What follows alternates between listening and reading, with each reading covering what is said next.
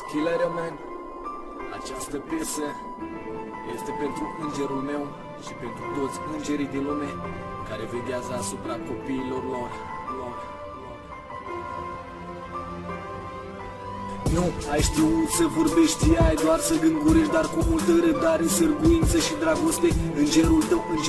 Îngerul tău te-a învățat să vorbești, te-a așteptat necontenit, te-a ridicat când erai mic, te-a educat doar prin vorbi și te-a iubit.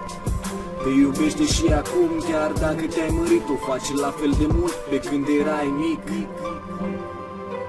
Te-a pregătit pentru viață, te-a înarmat cu speranță, ți-a spus cele mai dulci și mai frumoase cuvinte. Chiar și acum, când ești mare și pleci pe afară, ea tresare când aude o sirenă, un salvare o liniștește, să te știe în siguranță foarte mare. Te-a așteptat necontenit, te-a ridicat când erai mic, te-a educat doar prin vorbi și te-a iubit. Primii pași în viață, atunci când te-ai făcut, te-a ținut de mânuță și te-a înconjurat mult. Chiar dacă te-a mai ciupit, asta nu-i nimic, sau poate te-a mai atins, dar sigur după aceea plâns. Te-a așteptat necontenit, te-a ridicat când erai mic, te-a educat doar prin vorbi și te-a iubit. Acum ai crescut mare, ea a înaintat în vârstă, în curând o să pleci pe o altă pistă.